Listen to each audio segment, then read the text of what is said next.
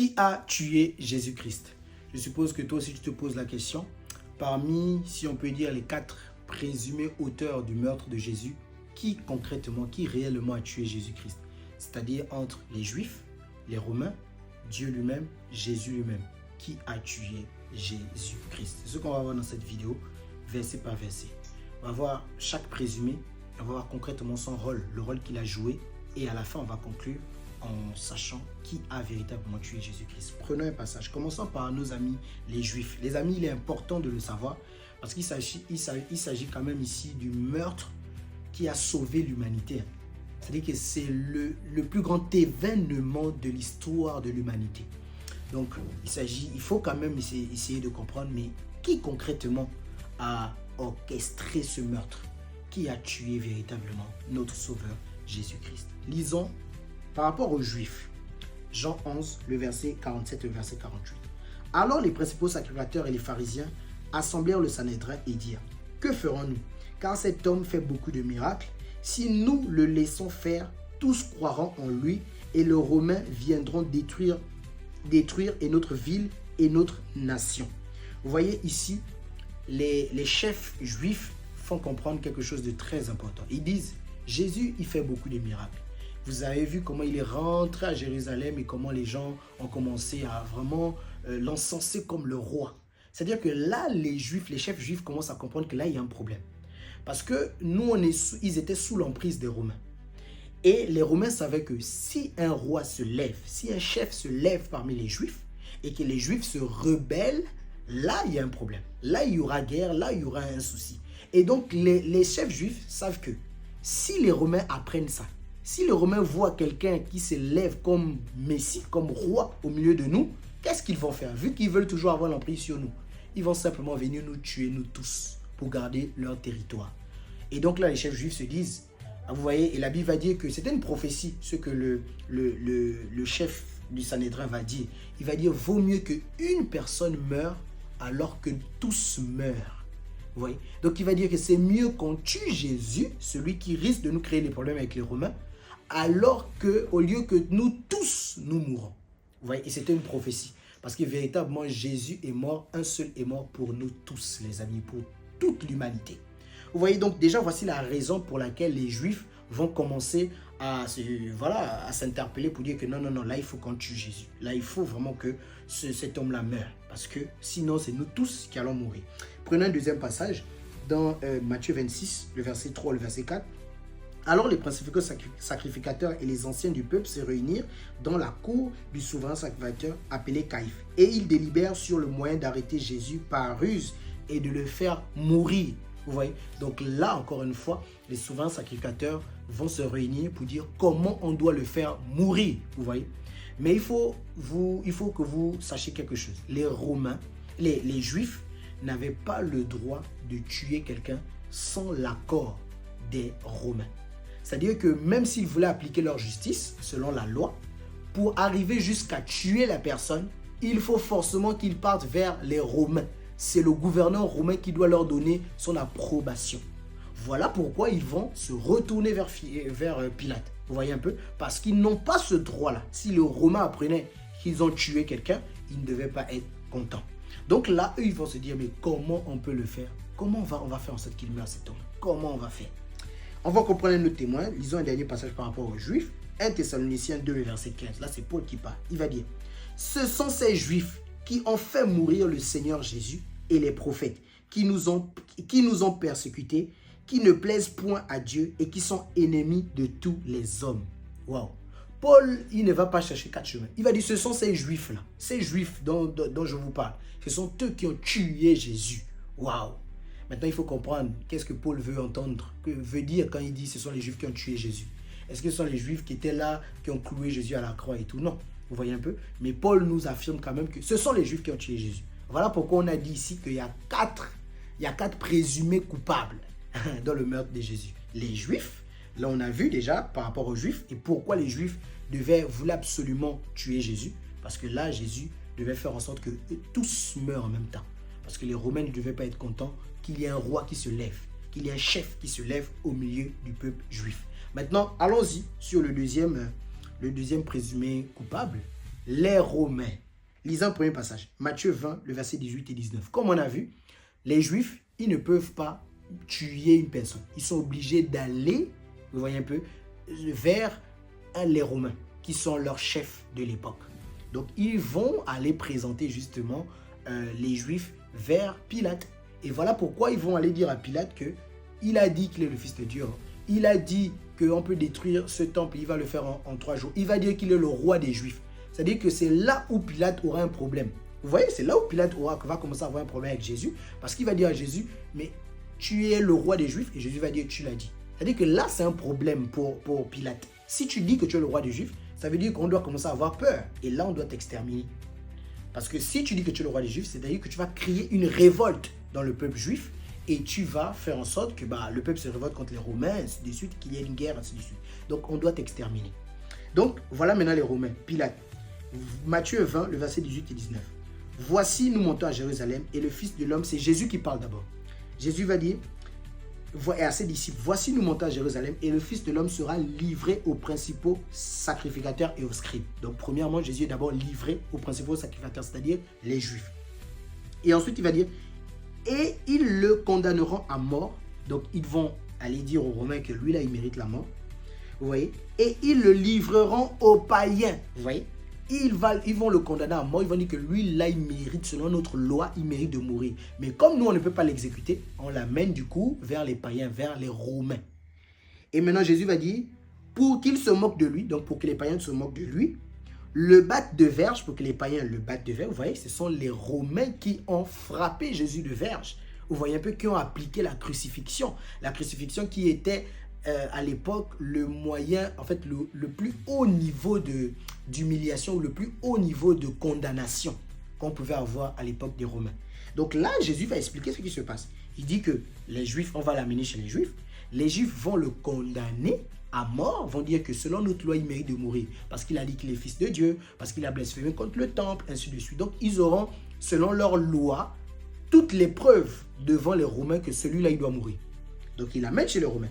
Donc, la Bible va dire, pour qu'ils se moquent de lui, donc Jésus va dire, donc on l'amène chez les Romains pour que les Romains se moquent de lui, pour qu'ils le battent de verge et le crucifient. Waouh! Donc, ils vont l'amener chez les Romains pour que les Romains l'exécutent. Et Jésus va terminer, et le 3e jour, il ressuscitera. Donc, Jésus est en train de nous dire, ok. Donc, on comprend, Paul qui nous a dit là-bas, les Juifs ont tué Jésus. Ok, on comprend qu'en fait, les Juifs, qu'est-ce qu'ils ont fait? Ils ont condamné Jésus selon leur loi. Et ils ont amené Jésus chez leur chef de l'époque, qui, vu qu'eux, ils n'ont pas le pouvoir d'exécuter une personne jusqu'à ce qu'il meure, donc qu'est-ce qu'ils vont faire? Ils vont amener toutes les preuves chez leur chef, donc c'est-à-dire les Romains, pour que les Romains, eux, appliquent justement la condamnation liée à quelqu'un qui doit mourir selon les Juifs. Donc, lisons maintenant Luc 23, à partir du verset 22, pour voir maintenant ce que Pilate a fait. Donc, et il leur dit pour la 3e fois, c'est Pilate qui parle aux Juifs. Quel mal a-t-il fait? Pilate demande, mais quel mal a-t-il fait? Je n'ai trouvé en lui aucune cause qui soit digne de mort. C'est-à-dire que Pilate reconnaît que, en vérité, tout ce que vous me racontez là, c'est léger. Il n'y a pas de preuve pour dire qu'il va aller jusqu'à le faire mourir, en fait. Vous voyez? Et là, qu'est-ce qu'ils vont dire? Et là, Pilate va dire, je le châtierai donc et le relâcherai. Donc Pilate va dire, il va juste châtier Jésus et il va relâcher Jésus. Et là, les Juifs vont dire, mais ils insistaient à grands cris, demandant qu'il soit crucifié. Les Juifs vont dire à Pilate, tu m'arrêtes ce que tu veux faire là? Nous, on l'a mené ici pour être crucifié. Vous voyez? Et là, et Pilate, influencé par les voix, il voit une foule de personnes qui lui demandent, crucifie-le, crucifie-le. Là, le gars, il perd ses moyens. Et là, la Bible dit, et leur voix et celle des chefs des prêtres prévalurent. Et Pilate prononça la sentence qu'il soit fait comme il réclamait. Voilà. Dès que Pilate, sous pression, même sa femme lui a dit qu'il n'y a rien en toi et cet homme. Même la femme de Pilate a dit, cet homme-là n'a pas péché, il ne faut pas le crucifier. Mais Pilate, il y avait tellement la pression autour de lui. Les Juifs ont tellement insisté qu'au final, Pilate va dire, bon, qu'il soit fait selon ce que vous réclamez. Et la Bible dit, et il le relâcha, celui qui avait été jeté en prison pour séduction, donc Barabbas, pour meurtre, et celui qu'il désirait, mais il livra Jésus à leur volonté. Waouh! C'est-à-dire que là maintenant, Pilate va livrer Jésus à cause des cris, à cause de la pression qu'il a reçue des Juifs. Waouh! Et maintenant, qu'est-ce qui va se passer? Jésus sera exécuté comme les Romains exécutaient un crucifié. C'est-à-dire, il y aura la croix, voilà, il y aura les clous, tout ce qui sera fait. C'est une sentence romaine. Et l'approbation au final humaine a été au final donnée par les Romains, par le chef romain, c'est-à-dire Pilate. Sous la pression de qui? Des Juifs. Sous la condamnation de qui? Des Juifs. Vous voyez un peu? Donc là, encore une fois, on a prouvé nos deux présumés coupables. Ils sont là, Juifs et Romains. On a montré leur part dans ces meurtres. Maintenant, allons-y vers le troisième. Le troisième présumé. Dieu lui-même. Waouh. Lisons un premier passage. Ésaïe 53, le verset 10. Il a plu à l'Éternel de le briser par la souffrance. Ok. Donc, c'est Dieu lui-même à qui il a plu de briser son propre fils. Ok. Donc, on voit ici clairement que Dieu lui-même, au final, a tué son fils. Ah, j'aime ça. La Bible dit, après avoir livré sa vie en sacrifice pour le péché, il verra une postérité et prolongera ses jours. Et l'œuvre de l'Éternel prospérera entre ses mains. C'est-à-dire que Dieu avait une mission. Il voulait faire prospérer son œuvre. C'est-à-dire prospérer sa descendance. Il voulait que toi et moi, nous soyons ses enfants. Et pour cela, il fallait que Jésus passe par cette condamnation-là. Il fallait qu'il brise son fils afin que son fils prenne justement la peine liée à tes péchés, à mes péchés. Donc Dieu lui-même a brisé son fils. Waouh, je prends un deuxième témoin par rapport à ça. Il y a tellement de passages, mais je vais juste prendre deux témoins par rapport à ça. 1 Jean 4, le verset 10. Waouh, la Bible dit quoi? Jean dit, et cet amour consiste non point en ce que nous avons aimé Dieu. Non. C'est-à-dire que l'amour de Dieu ne consiste pas en ce que c'est nous qui avons aimé Dieu. Non. Maintenant, ça consiste à quoi? Mais en ce qu'il nous a aimés et a envoyé son fils comme victime expiatoire pour nos péchés. Waouh! Victime expiatoire. Ça veut dire victime pour venir prendre la peine liée à nos péchés. C'est ce que ça veut dire victime expiatoire. L'expiation, c'est le fait de prendre la peine liée à ce que tu as fait de mal. Nous, on avait fait des choses, on avait fait de mauvaises choses. On a péché, on est pécheur.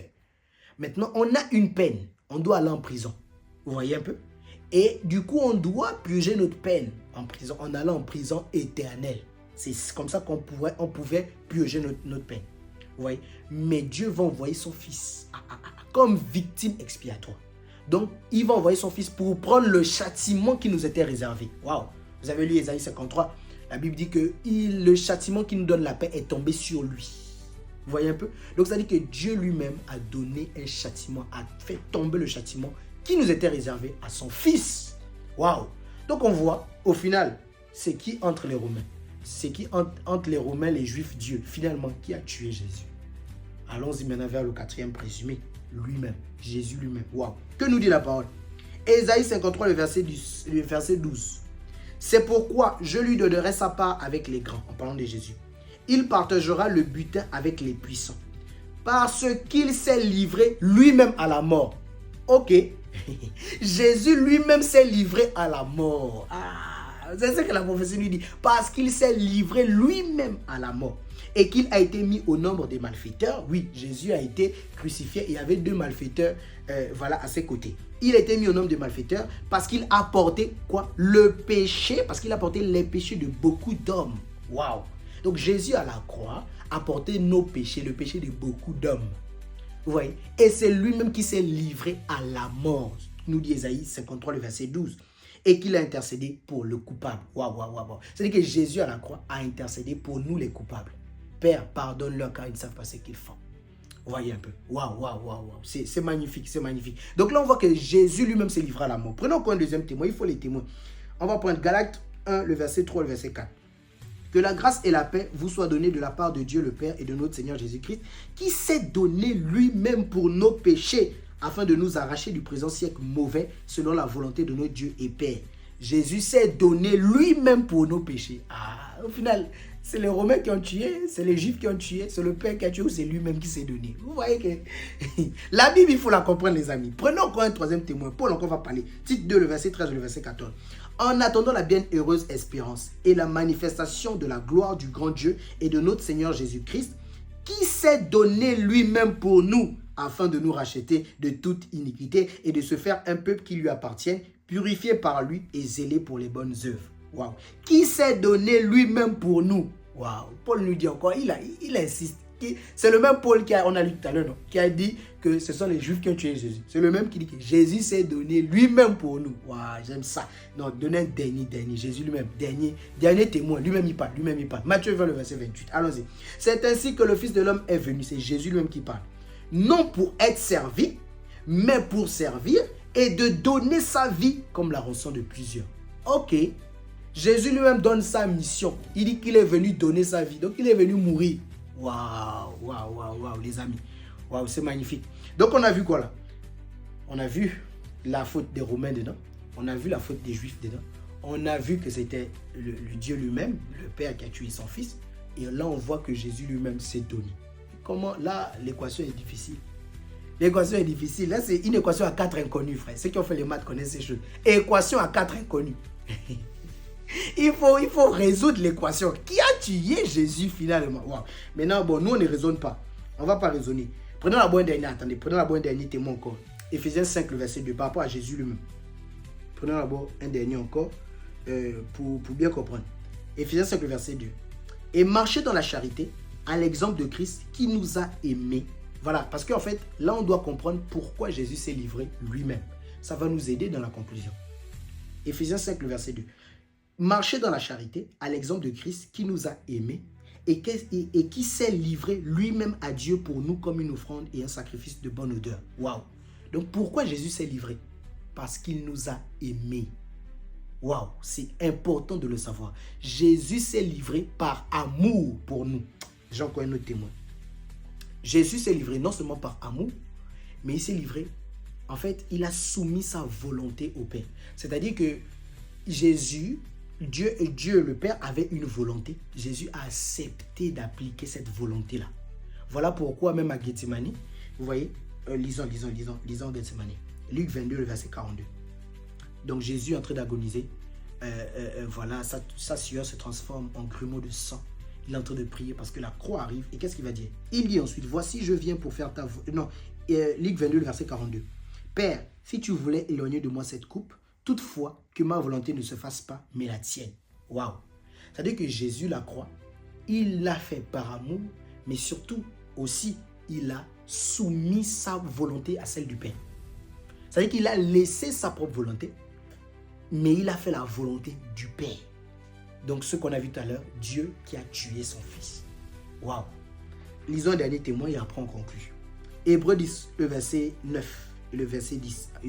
Il dit ensuite, voici je viens pour faire ta volonté.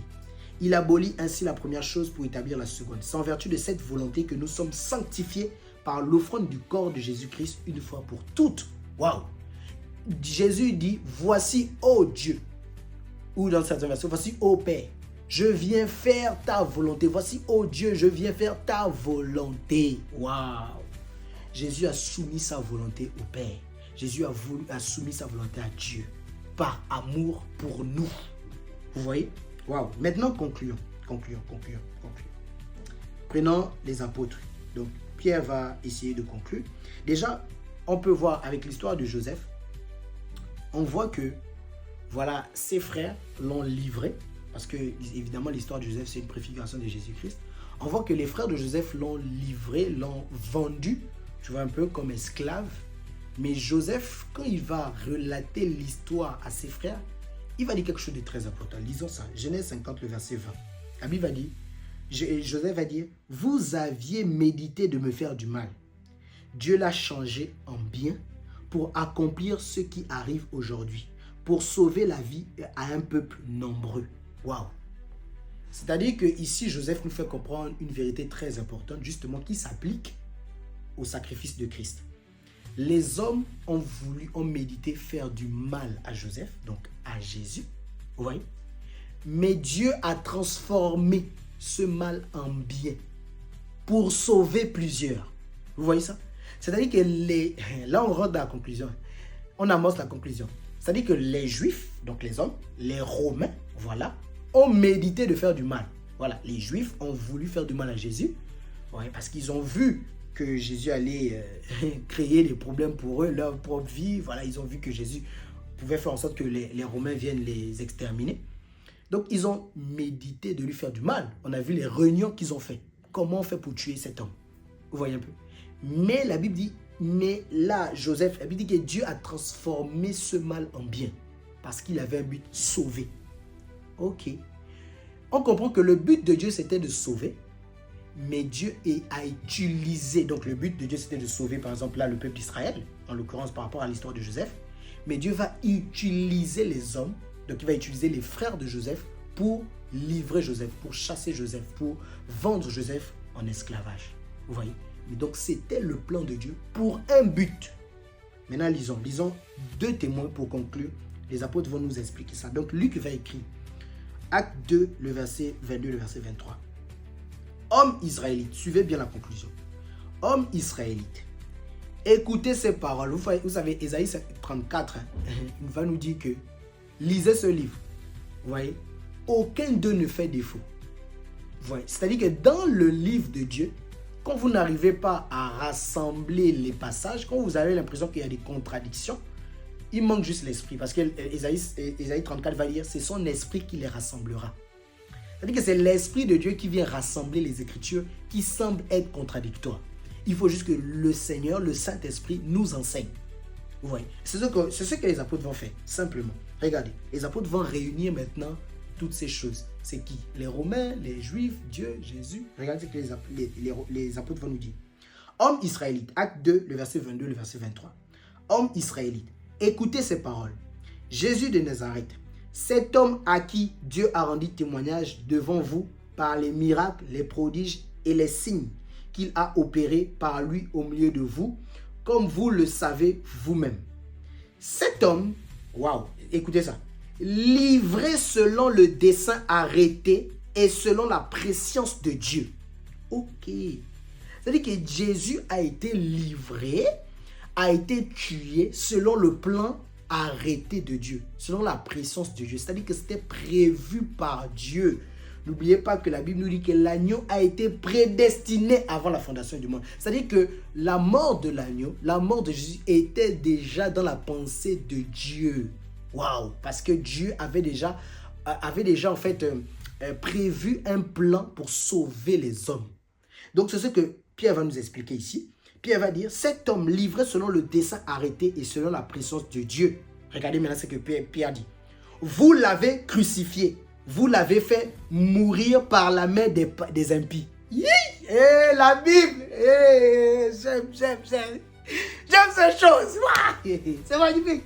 C'est-à-dire que Pierre nous explique tous les protagonistes ici. Les présumés ici. Waouh. Pierre nous dit que Jésus a été livré selon le dessein arrêté de Dieu. Après, il nous dit, vous l'avez crucifié. Waouh. Pierre nous dit que c'est vous, les Juifs, vous l'avez crucifié. Vous l'avez fait mourir par les mains des impies. Waouh. Donc, Pierre est en train de dire que c'est vous, les Juifs, qui avez crucifié Jésus. Et comment vous l'avez fait? Vous avez livré Jésus entre les mains des impies. Les mains des impies ici, c'est les Romains, les païens. Vous voyez un peu? Donc, Pierre nous donne un résumé de tous ceux qui ont fait partie de ce meurtre-là. Et il nous donne, en fait, le rôle de chacun. Waouh! Il dit qu'en fait, le premier rôle dans tout ça, en fait, la première personne qui a tué Jésus, la vraie personne, c'est Dieu lui-même, le Père, le plan, le dessein arrêté de Dieu. Il l'a fait par amour pour nous sauver. Maintenant, comment Dieu l'a fait? Dieu a utilisé, Dieu est passé par les Juifs, par leur mauvais cœur. C'est pas que Dieu a fait comme un plan façon. Non. Il a utilisé simplement le mauvais cœur des Juifs. Vous voyez un peu, ils étaient prédisposés à faire du mal à Jésus. Jésus, comme on a lu tout de suite dans Genèse avec Joseph, ils ont prévu de faire du mal à Jésus. Dieu a transformé ce mal en bien. C'est ce que Pierre nous explique ici. Vous l'avez crucifié. Et qu'est-ce que vous avez fait? Comment vous l'avez fait? Vous les Juifs, c'est vous. Comme on a vu que Paul a dit que ce sont eux. Mais comment ils l'ont fait? En le livrant entre les mains des Romains. Vous voyez un peu? Lisons un dernier exemple, un dernier témoin. Acte 4, le verset 26 et le verset 28. Les rois de la terre se sont soulevés et les princes se sont ligués contre le Seigneur et contre son oint. En effet, contre ton saint serviteur Jésus, que tu as oint, Hérode et Ponce Pilate se sont ligués dans cette ville avec les nations et avec les peuples d'Israël pour faire tout ce que ta main et ton conseil avaient arrêté d'avance. Waouh! Vous voyez encore une fois ce que les apôtres nous enseignent ici. Les apôtres nous enseignent que Pilate, Hérode, les Romains et les Juifs et les Israélites, c'est écrit, et avec les peuples d'Israël. Donc les Romains, ici la Bible nous enseigne encore que les Romains et les Juifs se sont mis ensemble. Et le meurtre de Jésus, humainement parlant comme ça, ce sont eux qui ont concocté ça. Ok. Mais ils ont concocté ça comment? Pourquoi? Dans quel but? Il dit pour faire tout ce que ta main et ton conseil avaient arrêté d'avance. Voilà. Les apôtres disent qu'ils ont juste appliqué ce que Dieu avait prévu d'avance. Ce qu'il avait arrêté d'avance. Waouh. Vous voyez un peu? Voici qui a véritablement tué Jésus. Dieu a condamné son fils. Et pour condamner son fils, humainement parlant, il a utilisé le mal que les hommes, que ceux qui étaient jaloux, que ceux qui avaient de l'orgueil, que ceux qui avaient des choses contre Jésus avaient dans leur cœur. Il a utilisé cela, ce mal-là, il l'a transformé en bien. C'est-à-dire que les Juifs, voilà, ont condamné Jésus, ils l'ont amené vers les Romains, leurs chefs. Les deux ont participé à ce meurtre-là, humainement parlant. Mais il faut comprendre que c'était le plan arrêté de toute éternité de Dieu. Dieu avait prévu ça d'avance, les amis. Waouh!